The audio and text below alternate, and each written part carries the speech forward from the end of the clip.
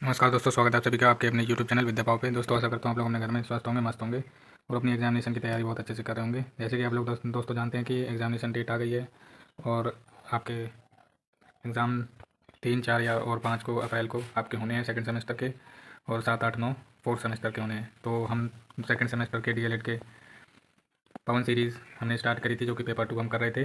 तो पिछली वीडियो में हमने इससे आगे का किया, तो इस वीडियो में हम पेज नंबर 70 से लघु उत्तरीय प्रश्न करने वाले हैं। तो चलिए दोस्तों शुरू करते हैं। वुड के घोषणा पत्र की प्रेरणा से क्या लाभ हुए? तो वुड के घोषणा पत्र की प्रेरणा से कलकत्ता, बम्बई और मद्रास में जिन विद्यालयों की स्थापना हुई, उन्होंने शिक्षा के क्षेत्र में अपूर्व कार्य किए। सहायता अनुदान प्रणाली से विद्यालय शिक्षा की प्रगति हुई। शिक्षा विभागों की स्थापना से शिक्षा पर उचित नियंत्रण लगा। अगला प्रश्न है, हंटर आयोग पहला आयोग था जिसने शिक्षा के समस्त स्रोतों पर प्रकाश डाला। इसके अंतर्गत कौन कौन से क्षेत्र थे? तो इसका उत्तर हो जाएगा प्राथमिक शिक्षा, माध्यमिक शिक्षा, उच्च शिक्षा, सहायता अनुदान प्रणाली, स्त्री शिक्षा, मुस्लिम शिक्षा, हरिजनों और पिछड़े वर्ग की शिक्षा, आदिवासियों और पर्वतीय जातियों की शिक्षा, धार्मिक शिक्षा, देसी पाठशाला। अगला प्रश्न है, हंटर आयोग के 2 कार्य लिखिए। तो हंटर कमीशन को विशेष रूप से इस बात की जांच करने का निर्देश दिया गया था कि क्या सरकार ने माध्यमिक शिक्षा एवं उच्च शिक्षा की ओर अधिक ध्यान देकर प्राथमिक शिक्षा की अपेक्षा की है। ऐसा देश में प्रदेश प्राथमिक शिक्षा की वर्तमान में क्या स्थिति है और उसके विकास के लिए क्या क्या उपाय अपनाए जाएं। अगला प्रश्न है, हंटर कमीशन ने प्राथमिक शिक्षा के संबंध में क्या स्वीकार किया? तो हंटर कमीशन ने स्वीकार किया कि अब वह समय आ गया है जब जनसाधारण हेतु प्राथमिक शिक्षा की अधिक अवहेलना नहीं की जा सकती है। इसलिए पहले की अपेक्षा प्राथमिक शिक्षा पर अधिकाधिक मात्रा में सरकार का ध्यान केंद्रीभूत होना चाहिए। अगला है, हंटर कमीशन की प्रमुख विशेषता क्या थी? आयोग ने शिक्षा का उत्तरदायित्व भारतीयों को देने का सुझाव दिया, जिससे देश में राष्ट्रीय चेतना जागृत हुई। अगला प्रश्न है, हंटर कमीशन में भारतीय शिक्षा के साथ क्या उपकार किया? तो इसका उत्तर है, ईसाई मिशनरियों को भारतीय शिक्षा में प्रमुख स्थान न देकर हंटर आयोग ने भारतीय शिक्षा के साथ बड़ा उपकार किया, अन्यथा भारतीय शिक्षा मिशनरियों के अधीन हो जाती। अगला है, हंटर ने मुस्लिम शिक्षा के लिए क्या सुझाव दिए? तो मुस्लिम शिक्षा के लिए स्थानीय तथा प्रांतीय कोषों से सहायता दी जाए। मुस्लिम प्राथमिक विद्यालयों के निरीक्षण हेतु मुस्लिम निरीक्षकों की अधिक संख्या में नियुक्ति की जाए। अगला प्रश्न है, धार्मिक शिक्षा के संदर्भ में हंटर आयोग के मुख्य सुझाव बताइए। तो इसका सुझाव है, राजकीय विद्यालयों में किसी प्रकार की धार्मिक शिक्षा न दी जाए। गैर सरकारी विद्यालयों में धार्मिक शिक्षा देने का प्रबंध किया जा सकता है, यदि उनके प्रबंध ऐसा चाहें प्रबंधक। अगला है प्रश्न, हंटर कमीशन का प्रमुख दोष क्या था? तो हंटर कमीशन ने मुसलमानों की शिक्षा के लिए पृथक से सिफारिश की। इससे देश में सांप्रदायिकता उत्पन्न हुई। अगला प्रश्न है, भारतीय विश्वविद्यालय अधिनियम के अनुसार महाविद्यालयों के लिए नियम किस प्रकार के हो गए हैं? तो इसका उत्तर है, विश्वविद्यालय द्वारा मान्यता चाहने वाले महाविद्यालयों के लिए नियम कठोर बना दिए गए। सिंडिकेट को अधिकार दिया गया कि मान्यता प्राप्त महाविद्यालयों का निरीक्षण कर उसका स्तर ऊंचा उठावे। अगला प्रश्न है, विद्यालय अधिनियम पारित होने से क्या प्रभाव पड़ा? तो इसका उत्तर है, विद्यालय अधिनियम 1904 के पारित होने से विश्वविद्यालयों का संचालन पहले की अपेक्षा अधिक अच्छी तरह से होने लगा। सीनेट ने इसके सदस्य अधिक कर्तव्यनिष्ठ होने लगे। विश्वविद्यालयों में पुस्तकालयों और वाचनालयों की व्यवस्था हो गई। उच्च शिक्षा का स्तर ऊंचा हो गया। अगला है, माध्यमिक शिक्षा पर नियंत्रण किस प्रकार किया गया? तो शिक्षा विभाग द्वारा अब केवल उन विद्यालयों को मान्यता दी जा सकती है थी जिनकी स्थापना उस स्थान पर हो जहां उनकी मांग हो, जिनकी प्रबंध समिति की आर्थिक दशा ठीक हो और जो भली भांति गठित हो, जिनमें शिक्षक सचरित्र तथा अध्यापन कार्य में रुचि लेने वाले हों, जिनमें छात्रों के स्वास्थ्य, मनोरंजन, अनुशासन, शिक्षा आदि के लिए समुचित व्यवस्था हो। अगला प्रश्न, कोठारी आयोग की नियुक्ति कब हुई थी? तो इसका उत्तर है, भारत सरकार ने 14 जुलाई सन 1964 के प्रस्ताव में विश्वविद्यालय अनुदान आयोग के अध्यक्ष प्रोफेसर DS कोठारी की अध्यक्षता में शिक्षा आयोग की नियुक्ति की घोषणा की। प्रोफेसर कोठारी के नाम से इस आयोग को कोठारी कमीशन भी कहा जाता था। आयोग में कुल 17 सदस्य थे, जिसमें से 6 अन्य देशों के शिक्षा विशेषज्ञ थे। आयोग ने अपने प्रतिवेदन में शिक्षा के विभिन्न पक्षों पर सघन प्रकाश डाला। राष्ट्रीय उत्थान में शिक्षा को एक महत्वपूर्ण साधन के रूप में विकसित करने की दृष्टि से अनेक महत्वपूर्ण सुझाव दिए। अगला प्रश्न है, कोठारी आयोग की नियुक्ति का उद्देश्य क्या था? तो इसका उत्तर हो जाएगा, कोठारी आयोग की स्थापना का एक विस्तृत उद्देश्य शिक्षा प्रणाली में ऐसे सुधारों तथा परिवर्तनों हेतु सिफारिश करना था जिससे शिक्षा प्रणाली देश के परिवर्तित हुई आवश्यकताओं के अनुसार उपयोगी सिद्ध हो सके। अगला प्रश्न है, कोठारी आयोग की नियुक्ति के 2 प्रमुख उद्देश्य बताइए। और इसका उत्तर है, कोठारी आयोग की नियुक्ति के 2 प्रमुख उद्देश्य, समूची शिक्षा प्रणाली का विस्तृत अध्ययन किया जाए और सुधार के सुझाव दें। शिक्षा प्रणाली को देश के सर्वतोमुखी विकास के योग्य बनाना, जिससे वह उत्पादन, वितरण एवं सामाजिक न्याय के क्षेत्र में सही भूमिका निभा सके। अगला प्रश्न है, कोठारी आयोग की प्रमुख सिफारिशों का संक्षेप में वर्णन करो। कोठारी आयोग की प्रमुख सिफारिशों इस प्रकार थी, शिक्षक प्रशिक्षण में पृथकता का अंत, प्रशिक्षण संस्थाओं की गुणात्मक उन्नति, प्रशिक्षण सुविधाओं का सुधार, व्यावसायिक शिक्षा में सुधार, पत्राचार शिक्षा में वृद्धि, राष्ट्रीय आवश्यकताओं के अनुरूप शिक्षण विधियाँ, अध्यापकों की दशा, स्त्री शिक्षा का विस्तार, महिलाओं के लिए उच्च शिक्षा का विस्तार, स्कूली शिक्षा में सुधार, शिक्षण विधियों में सुधार। उपयुक्त के अतिरिक्त आयोग के ने प्राथमिक स्तर, माध्यमिक स्तर, उच्च शिक्षा, कृषि शिक्षा, विज्ञान शिक्षा तथा प्रौढ़ शिक्षा पर भी अपनी सिफारिशें दी हैं। अगला प्रश्न है, कोठारी आयोग ने शिक्षा आयोग के राष्ट्रीय उद्देश्य कौन कौन से बताए हैं? तो इसका उत्तर है, शिक्षा के राष्ट्रीय उद्देश्य निम्न है। शिक्षा द्वारा उत्पादन में वृद्धि, शिक्षा द्वारा सामाजिक एवं राष्ट्रीय एकता का विकास, शिक्षा द्वारा प्रजातंत्र की सुदृढ़ता, शिक्षा द्वारा आधुनिकीकरण की प्रक्रिया में तेजी लाना, शिक्षा द्वारा सामाजिक, नैतिक एवं आध्यात्मिक मूल्यों का विकास करके चरित्र निर्माण करना। अगला है, कोठारी आयोग ने निम्न प्राथमिक विद्यालयों के पाठ्यक्रम में किन विषयों का समावेश करने का सुझाव दिया? एक, भाषा, मातृभाषा या क्षेत्रीय भाषा, गणित, वातावरण का अध्ययन, विज्ञान तथा सामाजिक कार्य, अनुभव तथा समाज संख्या, सृजनात्मक क्रियाएं तथा स्वास्थ्य शिक्षा। कोठारी आयोग ने परीक्षा अगला प्रश्न है, कोठारी आयोग ने परीक्षा में सुधार के लिए क्या सुझाव दिया? तो लिखित परीक्षाओं में सुधार लाने के लिए ऐसे प्रश्नों का समावेश होना चाहिए जो परीक्षाओं के ज्ञान एवं विज्ञान को प्रयोग करने की शक्ति तथा उनकी अभिवृद्धि का वस्तुनिष्ठ परीक्षण कर सके। अगला प्रश्न है, कोठारी आयोग ने व्यक्तित्व के परीक्षण के लिए क्या सुझाव दिया? तो परीक्षार्थी ने व्यक्तित्व का परीक्षण करने के लिए विभिन्न तरीकों की खोज की जाए, क्योंकि केवल लिखित परीक्षा से व्यक्तिगत के गुणों पर मापन नहीं हो सकता। अगला प्रश्न है, कोठारी आयोग ने मूल्यांकन के विषय में क्या कहा? मूल्यांकन विषय का अभिन्न अंग है और इसका शिक्षा के उद्देश्य से घनिष्ठ संबंध है। अतः मूल्यांकन की विधियाँ वस्तुनिष्ठ, विश्वसनीय एवं व्यावहारिक होनी चाहिए। निम्न प्राथमिक स्तर पर मूल्यांकन के मुख्य उद्देश्य छात्रों की मूलभूत कुशलताओं में सुधार करना और उनमें अच्छी आदतों का एवं अभिवृत्तियों का विकास होना चाहिए। प्राथमिक स्तर की शिक्षा प्राप्त करने पर जिले के शिक्षा अधिकारियों द्वारा छात्रों की बाह्य परीक्षा की व्यवस्था की जानी चाहिए। अगला प्रश्न है, राष्ट्रीय शिक्षा नीति 1986 के केंद्रीय बिंदु क्या हैं? तो राष्ट्रीय शिक्षा नीति 1986 के केंद्र बिंदु निम्न प्रकार है। भारतीय स्वतंत्रता संघर्ष, संवैधानिक दायित्व, राष्ट्रीयता के पोषक तत्व, हमारी सांस्कृतिक विरासत, नर नारी समानता, पर्यावरण संरक्षण, सामाजिक प्रगति में बाधक तत्व, वैज्ञानिक दृष्टिकोण, सीमित परिवार की संकल्पना, लोकतंत्र, धर्मनिरपेक्षता। अगला प्रश्न है, राष्ट्रीय शिक्षा नीति की आवश्यकता क्यों अनुभव की गई? तो राष्ट्रीय शिक्षा नीति की आवश्यकता वर्ष 1985 से पहले से ही अनुभव की जाती रही है।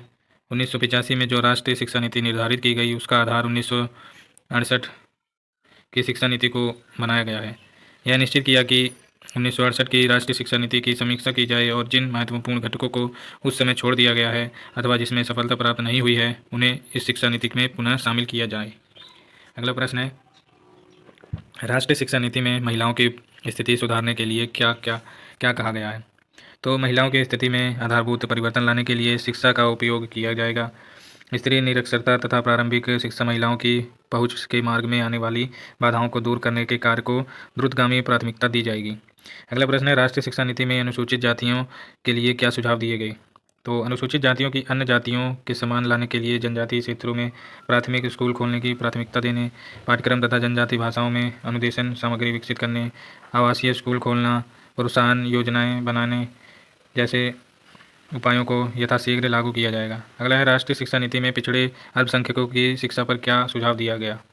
तो शैक्षिक दृष्टि से पिछड़े अल्पसंख्यकों की शिक्षा पर अधिक ध्यान दिया जाएगा। अपंगों के लिए जिला मुख्यालयों में विशेष स्कूल खोले जाएंगे, उनके व्यावसायिक प्रशिक्षण की पर्याप्त व्यवस्था की जाएगी तथा अध्यापक प्रशिक्षण कार्यक्रम को इस तरह से पुनर्गठित किया जाएगा जिससे अध्यापक अपंग छात्रों की समस्याओं से निपट सके। अगला है, व्यावसायिक शिक्षा के विषय में शिक्षा नीति से में क्या विचार प्रकट किए? तो इसका उत्तर है, बढ़ती हुई शिक्षित बेरोजगारी को रोकना तथा विश्वविद्यालयों में प्रवेश की समस्या को कम करने के लिए व्यावसायिक शिक्षा के महत्व को स्वीकार किया गया है और उसे लागू करने पर जोर दिया गया है। अगला है, शिक्षा नीति की प्रमुख विशेषताएं क्या है? तो शिक्षा नीति 1986 की यह विशेषता है कि उसके विभिन्न पहलुओं के क्रियान्वयन की समीक्षा प्रत्येक 5 वर्षों में की जाएगी। क्रियान्वयन की प्रगति और समय समय पर उभरती हुई प्रवृत्तियाँ की जाँच करने के लिए मध्यावधि मूल्यांकन भी होंगे। अगला है, आचार्य राममूर्ति समिति की 2 सिफारिशें बताइए। तो इसका उत्तर है, सार्वजनिक स्कूल प्रणाली। समिति में ने सार्वजनिक स्कूल प्रणाली का विकास करने का सुझाव दिया। अगला पॉइंट है, शिक्षा में वर्ग भेद। समिति का मानना था कि कस्बे, नगरों तथा महानगरों में पब्लिक स्कूलों के नाम पर शिक्षा की दुकानें खुल गई हैं जिनका उद्देश्य केवल पैसा कमाना है। इस वर्ग भेद के कारण अल्प आय वर्ग के परिवार भी अपना पेट काटकर अपने बच्चों को ऐसे स्कूलों में भेजते हैं जहाँ सरकारें ऐसे स्कूलों को प्रोत्साहित करेगी कि तो शिक्षा से समानता का प्रश्न कहाँ पैदा होता है। अगला है राममूर्ति शिक्षा समिति की रिपोर्ट में शिक्षा की असफलता क्यों बताया गया है। शिक्षा की असफलता का एक आधारभूत कारण यह रहा है, यद्यपि हम मौलिक विरोध करते रहे हैं, फिर भी हमारी शिक्षा पर वे मान्यताएं, लक्ष्य एवं मूल्य लागू होते हैं जो ब्रिटिश राज्य में थे। अगला है शिक्षा की असफलता का दूसरा कारण क्या है। दूसरा महत्वपूर्ण कारण यह है कि हमारी शिक्षा सदैव विशिष्ट विषय विशेषज्ञों की पहल एवं निर्णय पर निर्भर रही है। इसका नियंत्रण और मार्गदर्शन वे लोग करते रहे हैं जो जनसाधारण से अलग थलग होते हैं। अगला प्रश्न है प्रोग्राम ऑफ एक्शन के कौन कौन से लक्ष्य निर्धारित किए गए। इसका उत्तर है सन 1986 में घोषित नवीन राष्ट्रीय शिक्षा नीति शैक्षिक विकास के क्षेत्र में एक अत्यंत महत्वपूर्ण कदम था। इस शिक्षा नीति में 10+2+3 की राष्ट्रीय संरचना को अपनाने, राष्ट्रीय कार्यक्रम को लागू करने, शैक्षिक अवसरों की समानता, नवोदय विद्यालयों की स्थापना आदि पर विशेष जोर दिया गया। इस शिक्षा नीति में यह भी कहा गया कि प्रत्येक 5 वर्ष के उपरांत विभिन्न संकल्पों की समीक्षा की जाएगी।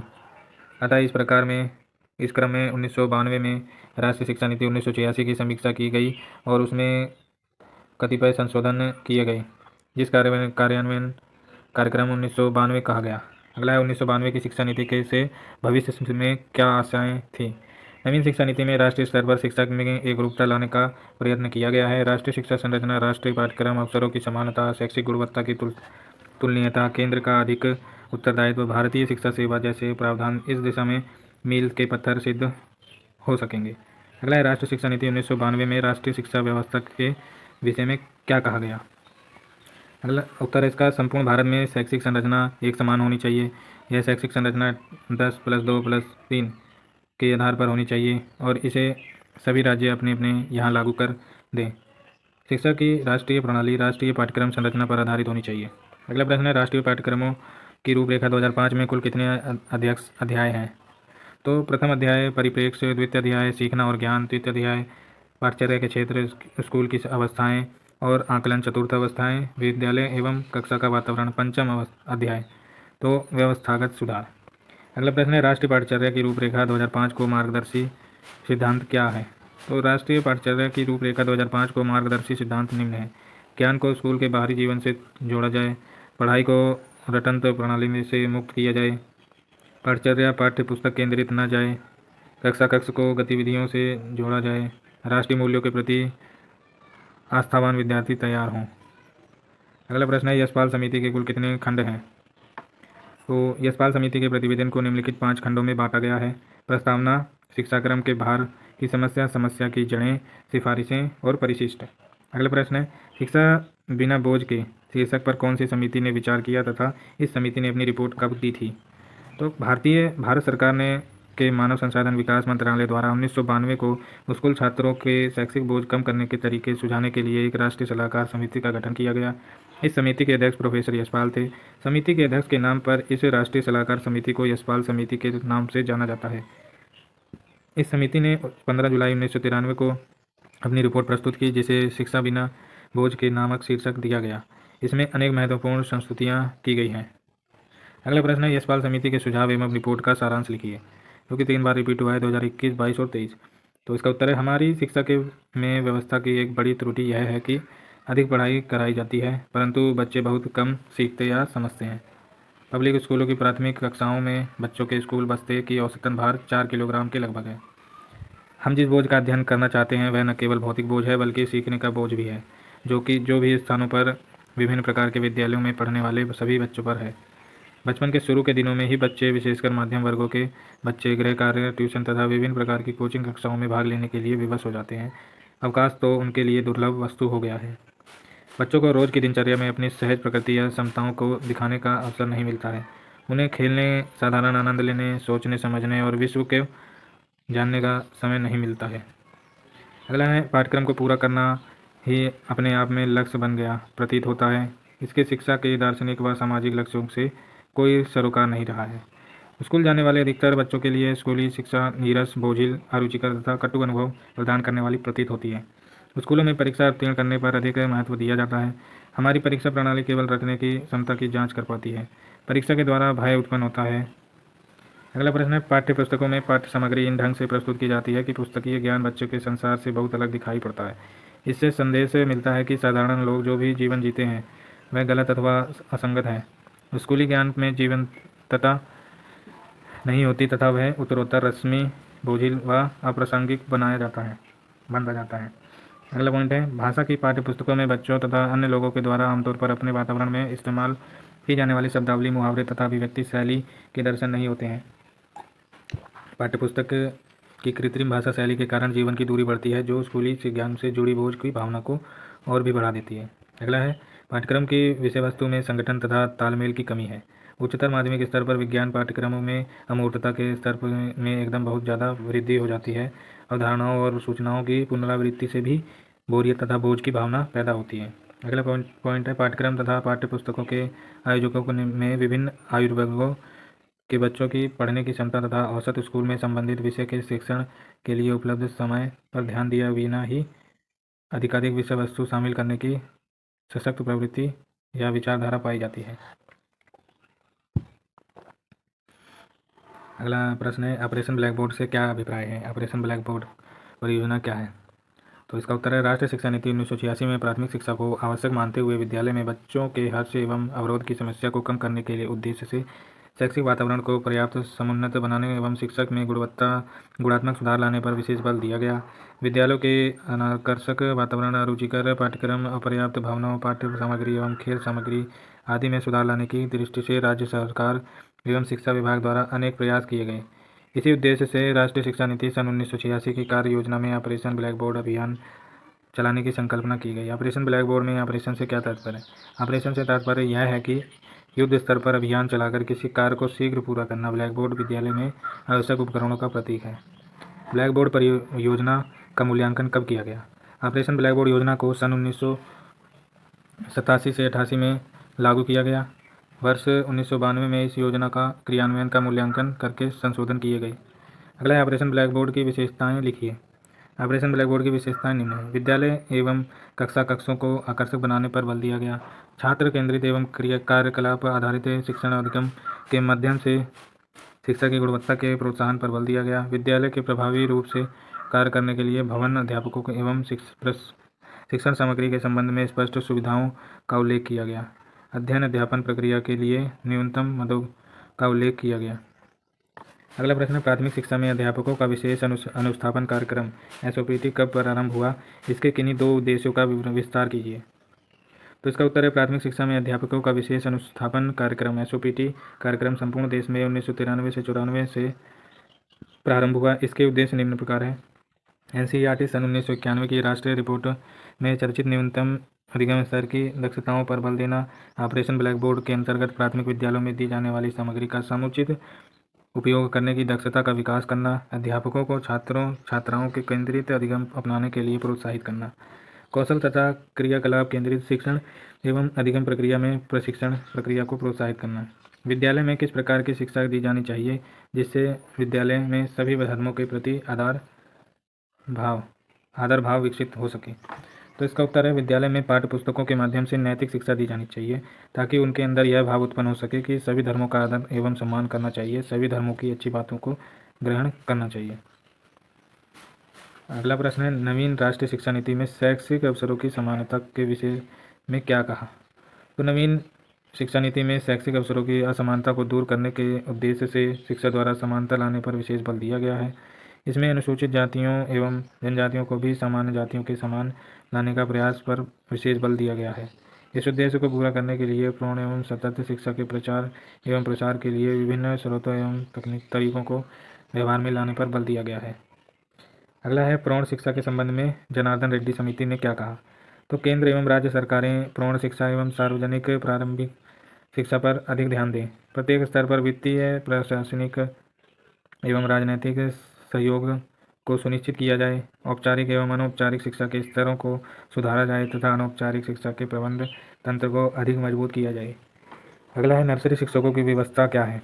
नर्सरी शिक्षक तथा अभिभावक छोटे बच्चों को बाह्य औपचारिक अध्ययन तथा पाठ्य पुस्तकों का बोझ डालने के लिए स्वयं को बाह्य महसूस करते हैं। बाह्यता की यह भावना इस भ्रांति से उत्पन्न होती है कि यदि किसी बच्चों का शैक्षिक प्रशिक्षण कम आयु में शुरू नहीं किया जाएगा तो वह बाद के वर्षों में तीव्र गति के शिक्षण व प्रगति योग्यता भावना का सामना नहीं कर पाएगा। अगला प्रश्न है, राष्ट्रीय पाठ्यचर्या 2005 में शिक्षा के क्या दृष्टिकोण है? तो शिक्षक ज्ञान का स्रोत ही नहीं वरन एक ऐसा सुगमकर्ता जो सूचना को अर्थबोध में बदलने की प्रक्रिया में विविध उपायों के द्वारा बच्चों के लिए सहायक हो। अगला है राष्ट्र पाठ्यचर्या में शिक्षक का बच्चे के प्रति क्या दृष्टिकोण अपनाया गया। तो प्रत्येक बच्चे को उसकी सीखने की विशेषता के आधार पर पहचानने एवं स्वीकार करने की दक्षता, प्रत्येक बच्चों के लिए बच्चों की परिवेशीय विशिष्टता एवं अनुभव को मान्यता, बच्चों के अनुसार शिक्षण गतिविधि आयोजन में दक्षता जिनसे सभी बच्चों को सीखने के अवसर उपलब्ध हों, बच्चों को सक्रिय सीखने वाले के रूप में पहचानना न कि निष्क्रिय ग्रहणकर्ता के रूप में। अगला प्रश्न है यशपाल समिति का गठन कब और कहाँ किया गया। तो इसका उत्तर हो जाएगा मानव संसाधन विकास मंत्रालय द्वारा एक राष्ट्रीय सलाहकार समिति का गठन 1992 में किया गया। प्रोफेसर यशपाल इस समिति के अध्यक्ष थे। अगला है मैकाले के विवरण पत्र की क्या विशेषता थी। तो मैकाले का विवरण पत्र 1835 ने पाश्चात्य शिक्षा का सूत्रपात किया। मैकाले शिक्षा द्वारा भारत में ऐसे लोगों को निर्माण करना चाहता था जो रंग रूप में तो भारतीय हों परंतु वेशभूषा, बातचीत, चिंतन तथा विचारों में अंग्रेज हों। तो दोस्तों आज की वीडियो यहीं समाप्त करते हैं। अगली वीडियो में पेज नंबर 79 से हम लोग स्टार्ट करेंगे। तब तक के लिए goodbye, take care, have a nice day.